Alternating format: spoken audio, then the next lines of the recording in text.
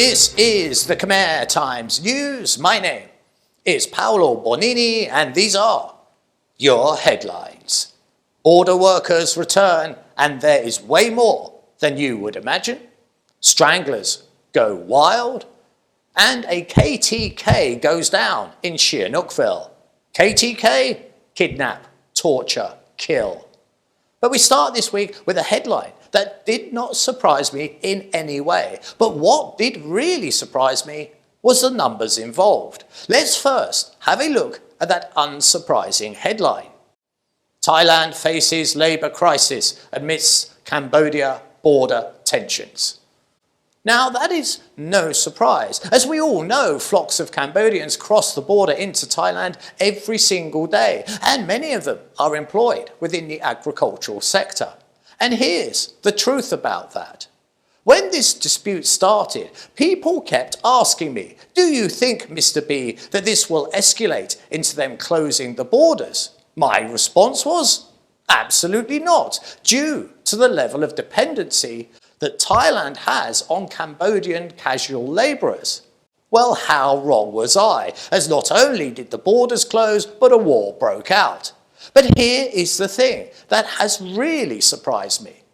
In the story I just showed you, it went into further details, and it said Thailand is facing a serious threat of a significant labour shortage due to the repatriation of Cambodian workers. During a 5-day period in late July, approximately 400,000 Cambodian workers returned to their home country, with a staggering 150,000 departing on the first day alone. Now, that's nearly 500,000 people taken out of the Thai labour force in just 3 days. But it gets more incredible.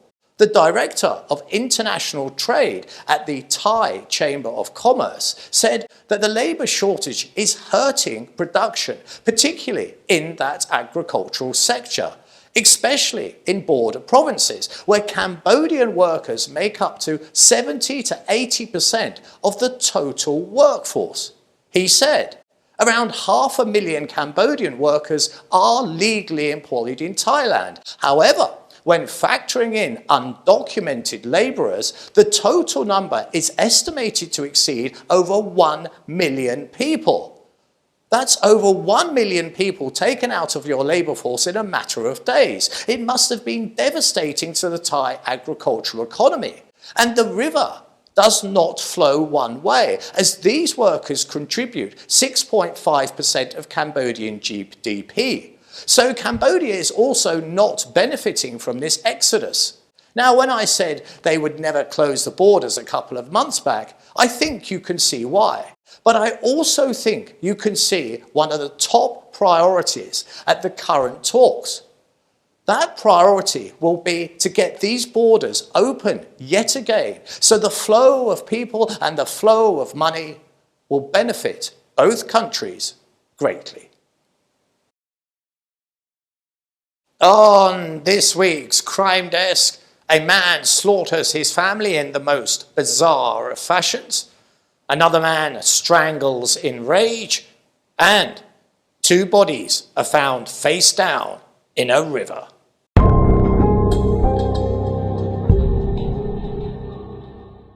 Very rarely I wander away from Cambodia for this segment when seeking news stories, looking for things that are unusual. But this story came from Hanoi, and it's so very shocking, it leaves one wondering. It has been reported that a man has been sentenced to death for murdering his entire family. But it is how he did it that makes it also very unusual. The court have handed down the death penalty to a 52-year-old Vu Fan for the brutal killings. The murders were carried out over 2 days at the family home. His murderous campaign started on the morning of January the 15th, when he walked up behind his daughter and strangled the 19-year-old to death. His daughter grabbed at his hands held tightly around her neck. Her body thrashed wildly, but she could not get free of her father. And soon her body fell limp and she was dead. The man then calmly picked up the body and placed it under a bed. He then sat down and waited until the afternoon when his teenage son returned home from school. He then did exactly the same thing, strangling his son to death and calmly placing the body under a bed.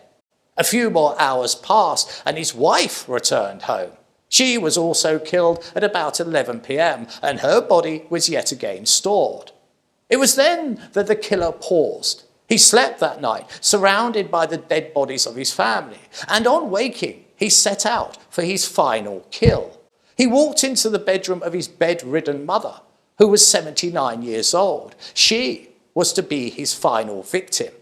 When he had completed his final kill, he then fled the city. And his capture was poetic and pathetic, as he was discovered in a pagoda giving blessings to those that he had killed. When the police asked him why had he carried out these gruesome acts, he would only say he was trying to set them free from poverty.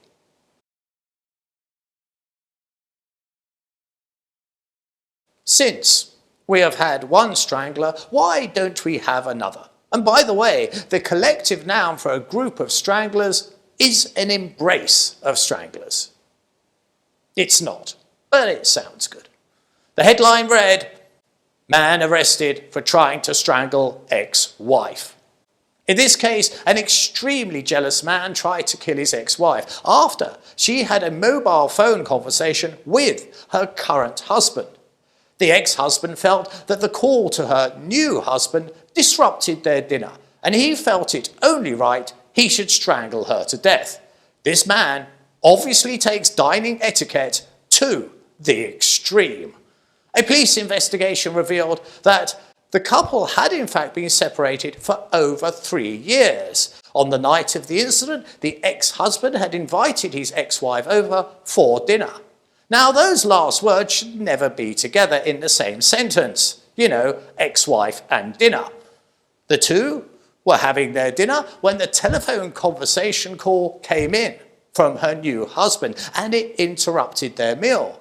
This conversation, it seems, was rather prolonged, and this enraged the ex-husband. He leapt up, grabbed her by the neck and throttled her until she lost consciousness. Believing she was dead, the man fled. She was soon discovered and thankfully sent to hospital. The ex-husband, though, has now been arrested and he faces up to 15 years in jail.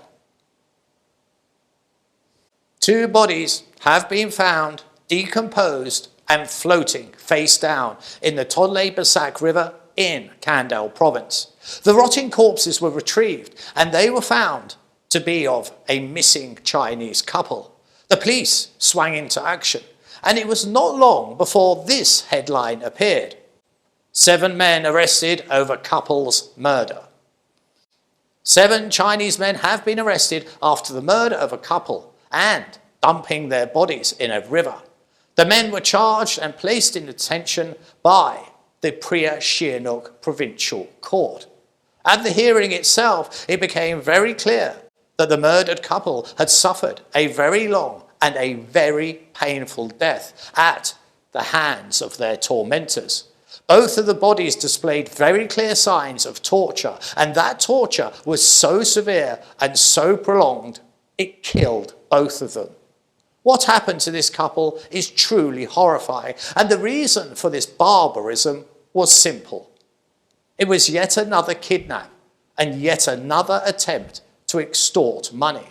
All 6 men arrested are Chinese, aged from 48 to 32. All are employees of a Chinese-owned casino in Sihanoukville. Police investigation did reveal that the relatives of the 2 victims had in fact paid the ransom, but these evil men, after getting what they wanted, beat their victims to death before throwing them in that muddy river. They have all been charged with murder, and each faces a life sentence if convicted. And we finish the show this week with a quick follow-up. Do you recall this tragic story from a few weeks back? Clinic in Phnom Penh accused of negligence and neglect after death of baby. In this case of purported negligence causing a baby's death, it is said the doctors ignored the desperate pleas of the family to attend to their desperately ill child and just ignored the baby for hours until it was too late and the child died.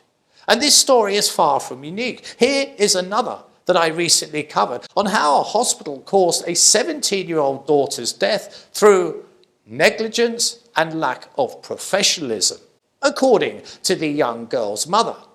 Here is that young girl that died. But neither of these two stories got as absurd as another story I covered a few months back, when two doctors killed a woman in their clinic by administering the wrong injection. But instead of calling for help, they dumped the dead body in the countryside to cover up their crime. Also worthy of note here is they also dumped her 7-year-old niece, who was alive, next to the dead body, and then they drove off. They were soon arrested. So all these recent cases could well have led up to this headline as well as others like it. National hospitals urged to review deaths around childbirth. The Health Secretary of State has now told public healthcare facilities to evaluate their services to reduce mortality rates. With some hospitals and clinics, there have been some very tragic deaths that could have been caused by neglect. And now the public outcry has been heard, and ongoing checks will aim to ensure that no more innocent lives are lost due to negligence. It's time to have a look ahead and see what the weather has in store for us next week. So here we are at the weather, and to my thing of the week, and it's weird stuff that kids do. And look at this. Here's this lad, and he's decided to drive his motorcycle with one leg. And he can actually do it. Look at this. It's fantastic. There he goes. Now, what you'll notice is his mate goes zipping past. As it turns out, the traditional way of driving a bike is much better. But there he is. You see, look at that. Still on one leg. I think that's absolutely fascinating. Well done, you. Do things different, and then you will be happier. So let's hope it's a bit different as I try to get the news up this week. Now then, where did I put it? No, sorry, not the news, the weather. Hold on. I just need to fiddle with the buttons a bit, and then give it a stroke, and up it goes. That was pretty good, wasn't it? Now, what do I see as I scan across the board? I've got a high 31, 31, 31, 34. Oh, 35. There's a high of 35. As you can see, there's lightning storms and there's rain, but it's nothing like it was about 3 or 4 weeks ago. Humidity up at 82%, and your wind just a gentle 6 kilometers per hour. This has been the Khmer Times News. Please do subscribe and comment and stay up to date with all the breaking news by following us on both Facebook and Telegram. This has been Paolo Bonini, and that was the week that was. I'll see you next weekend for your weekly Roundup.